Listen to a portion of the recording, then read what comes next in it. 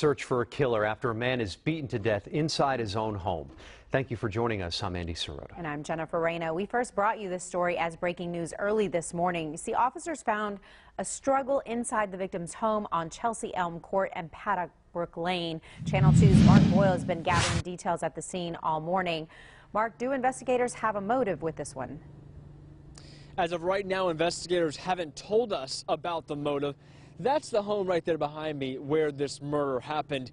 A lot of people lived in this home. The man who owned it, according to investigators, would bring people in, people who may be homeless. And it's believed someone who lived there, for some reason, got upset and killed the homeowner.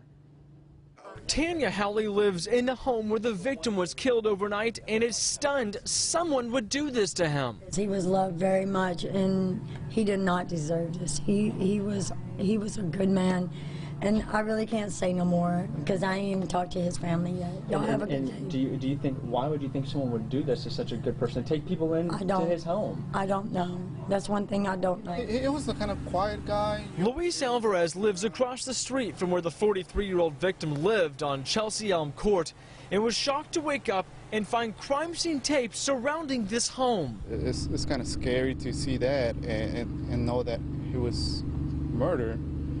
You know, it's kind of crazy here, and this community is kind of quiet, so.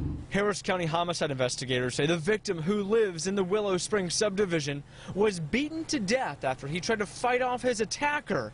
Neighbors who know the victim say he was a good guy, and many heard the commotion, ran to help, and found the man dead inside on the first floor. This man, who doesn't want to be identified, says he called 911. When you heard about what happened, you were one of those who rushed over to help. What did you see inside the home? I mean, it's kind of hard. I mean, he was just laying on the ground, bloody. You know, he was just in shock. You know, I had just smoked a cigarette with him earlier, hung out with him, and then I get home and he's on the ground laying down dead. Harris County investigators said the victim was found dead, and it's believed his car was stolen by the killer. Neighbors made the gruesome discovery. They went over there, they discovered that their friend, a 43-year-old white male, had been possibly beaten to death inside his home. Now on your screen right now, the information about that car that was stolen by the suspect, according to investigators. A 2002 Acura, a silver vehicle, license plate DS2K314.